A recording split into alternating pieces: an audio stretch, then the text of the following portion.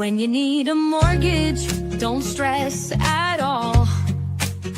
Just tune right in and give these guys. Good morning. Today is Friday, August 1st, and holy cow, fellas, I think summer is over. What's going on?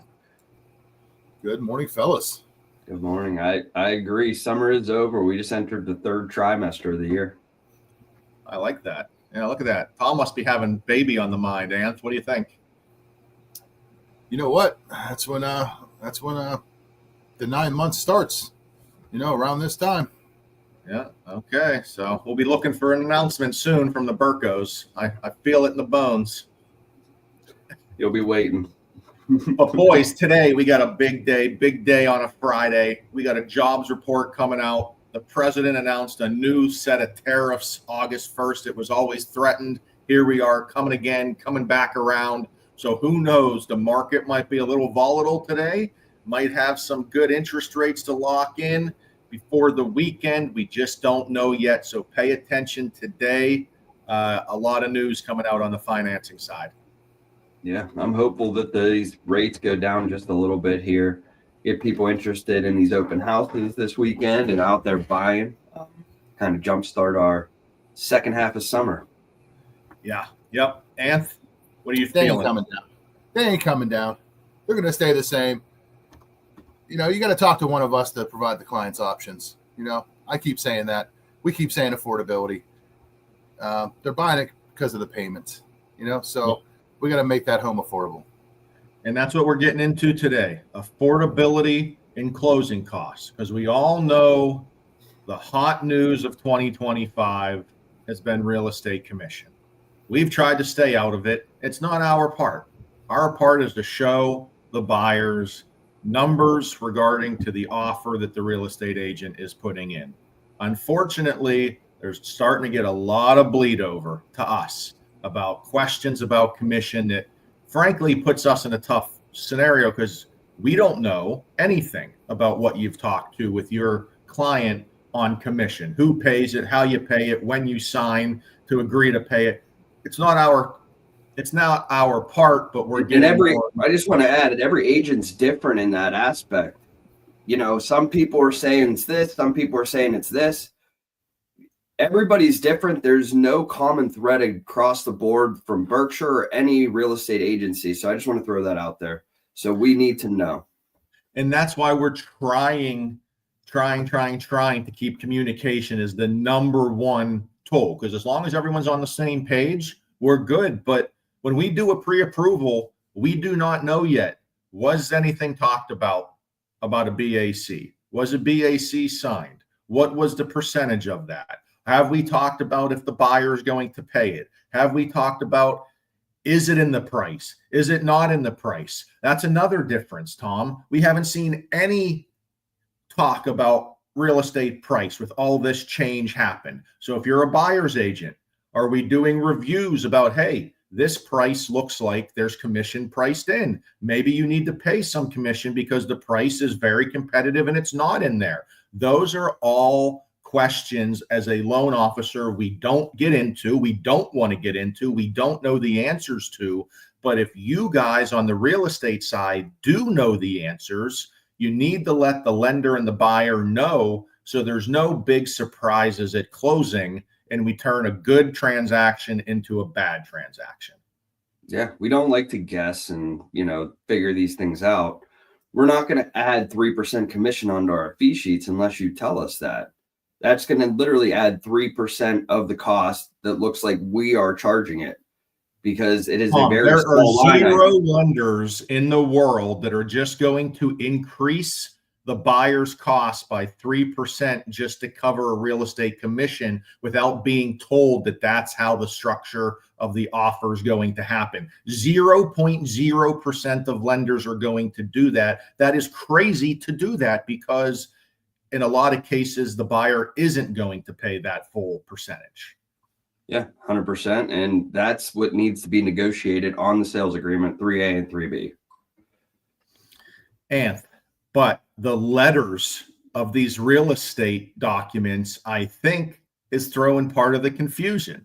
we have a BAC, we have a CBC, we have all these letters that were thrown at everyone that then get thrown out to buyers and sellers. And a buyer and seller is definitely not going to have any clue what these letters mean. And then we start rolling down a hill of confusion. Yeah, I mean, at the end of the day, I mean, the buyer's mindset, especially over social media and everything over the past year and a half, it's always been built into the price, right? For whatever that compensation is going to be. But from my understanding, an agent has to have a BAC signed in the beginning. So that is your contract with the buyer for what you're going to get paid. In that same token, you have to fill out the agreement of sale correctly, because if the lender doesn't know that the buyer's paying your compensation, they're not adding it, they're not utilizing it, they're not verifying it. That's a problem. And this is where it affects the financing end, because we have to verify those funds for closing. Now, most lenders are not even going to think about it because it has nothing to do with financing. But that's where problems arise. And if there is going to be compensation paid by the buyer, we need to know that once the agreement of sale has been ratified. We don't need to know that in the beginning, because then we're just adding what if costs to the cost sheet, increasing the cost arbitrarily. Once that agreement is ratified, then we need to know, are they paying a portion, if not all, of that compensation, so we can verify those funds, like Ryan said, to not have a good transaction turn into a bad transaction 2 days before closing. Yeah, I mean, frankly, our goal, we want our real estate partners to get paid. We want our buyers to get the best offers. That's what we want to happen. And frankly, we think it can still happen if the offer is structured properly and the contract is used properly. And I think the CBC confuses everyone, because on the buyer side, they don't know what a CBC is. They don't care about the CBC. They find a house, they look at it, they see it, they go view it, they want to put an offer in. Frankly, most buyers aren't even thinking about what the commission structure is, but it's very important on the real estate side. On our side, we don't care about a CBC, because how the contract is written, if you're a buyer's agent and you want to make sure your buyer gets their commission paid for by the seller, in section 3A of the contract, you put in what matches your BAC right here. Okay, we're not real estate agents, just copying and pasting a real estate contract. Section 3A has 3%. That means they're asking the seller to pay 3% of commission. Now, if there's a CBC, if the seller has already pre-agreed to pay some commission, this will get ratified and adjusted. Don't worry about it.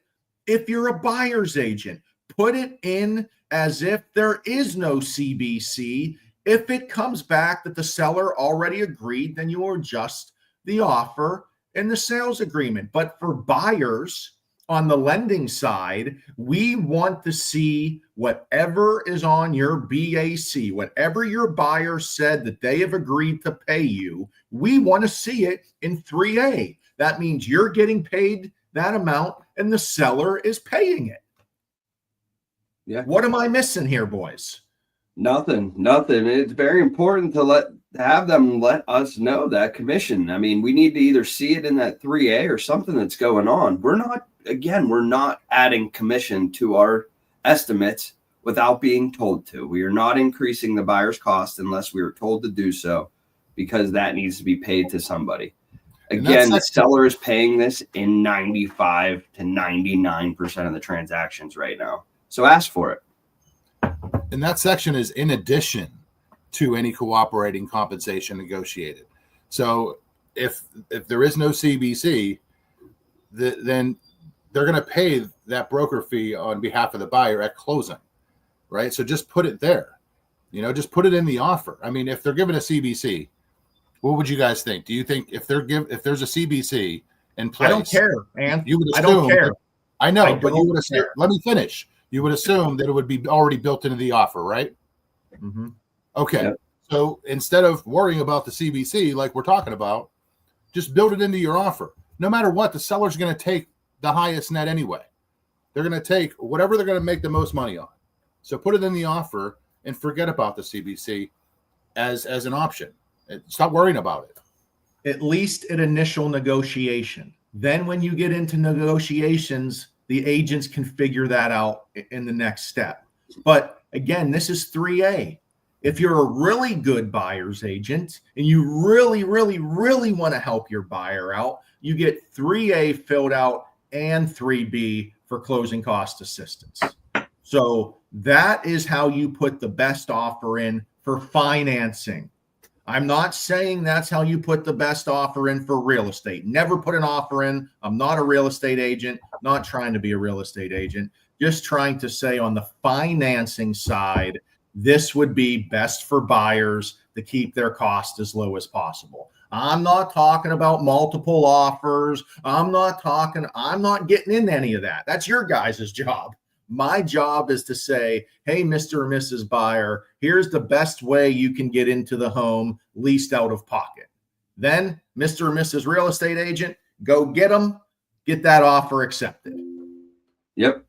The thing we love to see the most, and correct me if I'm wrong, is that 3% in 3A and a 3% in 3B. That buyer has a trillion options that we can play with. That is the best for financing.